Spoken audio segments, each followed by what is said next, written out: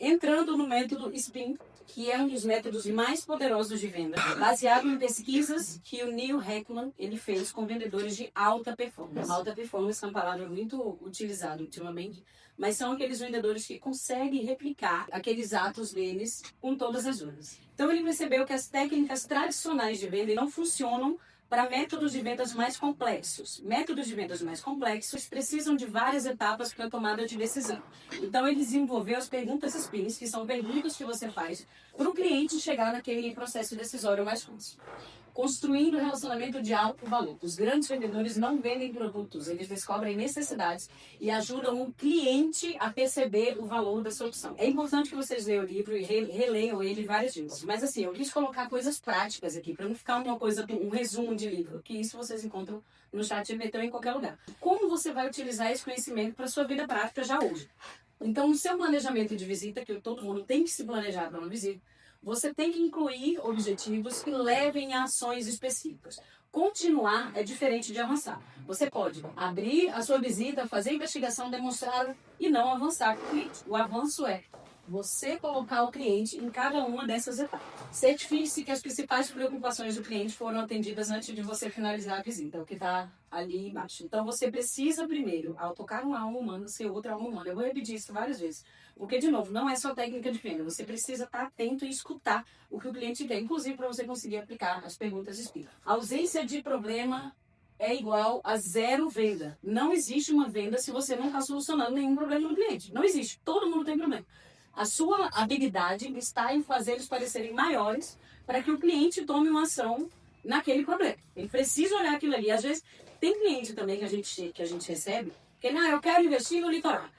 O que você quer? Ele não sabe o que quer. Então você precisa entender primeiro aonde ele está, que a gente vai entrar agora na pergunta de situação, problema e tudo mais, para você categorizar ele e fazê-lo entender que aquilo que você está oferecendo vai solucionar o problema dele. Que muitas vezes ele nem sabia que tinha aquele problema também. SPIN, então, é um acrônimo que eu também gosto de pensar nele de uma forma de acelerador. Existe também uma forma de você acelerar os seus resultados, que é você agindo de forma consciente em tudo que você faz. O SPIN ele vai te ajudar nisso. Cada um desses significa uma forma de pergunta que é a matéria-prima de qualquer negociação, de qualquer coisa que você vai fazer na sua vida.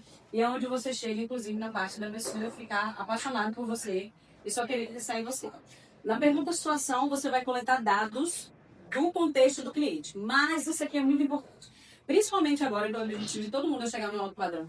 Você tem que ter muito cuidado com as perguntas de situação para não ser invasivo. Para o cliente não achar que você está... Você chega num cliente muito rico, por exemplo, começa a perguntar coisas da vida dele, ele vai falar, mas por que você está querendo saber coisas da minha vida? Para que você tá... Então, é uma pergunta mais para você localizar onde ele está, para você entender o que ele quer, onde, sabe? Para você entender um pouquinho mais o contexto do cliente e poder oferecer uma solução para ele. É a questão das perguntas abertas.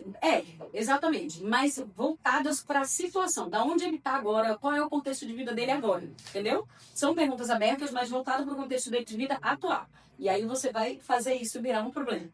Que é exatamente o próximo. As próximas perguntas são as perguntas problemas, que fazem o cliente pensar no problema que ele enfrenta. Então, você vai pegar aquele problema que ele vai te dizer aquilo ali, só que de forma implícita. Ele não vai dizer a solução daquilo ali, ele vai dizer a dor que ele tem naquele momento. Então, as perguntas problemas, você vai fazer ele entender qual o problema que ele tem ali naquele momento. Depois vem o I, que é a implicação. Você vai piorar tudo aquilo que ele te falou.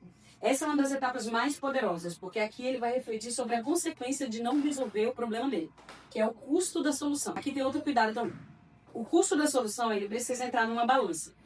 A solução, ela precisa valer mais do que o problema dele. Tem que tomar muito cuidado na hora de piorar esses problemas, porque você pode ficar depressivo.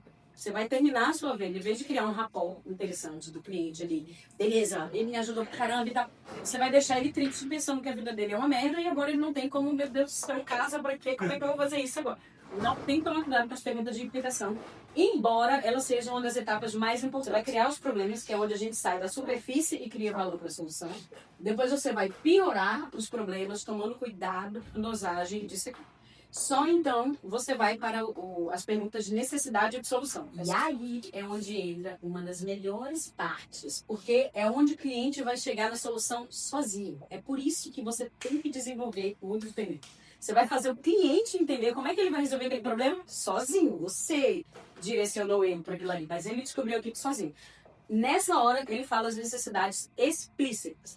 Então, necessidade implícita é aquele problema que ele tem, mas ele já está vivendo com isso mesmo, ele já está, até agora, naquele contexto que ele está, ele já está virando isso aqui. Mas a necessidade explícita, eu tenho que comprar esse apartamento, porque a minha filha não está me vendo e eu estou perdendo a infância dela. Isso aqui é uma necessidade explícita, não é uma necessidade implícita. Entendeu? De só falta de tempo. Por que essa falta de tempo? Da necessidade de solução. Então, a gente precisa resolver isso o quanto antes para que você não perca a infância da sua filha. Agora, o cliente anda preso no problema, a gente usa a ferramenta para fazer ele imaginar os benefícios de resolver. É muito mais eficaz do que a gente simplesmente só oferecer uma solução.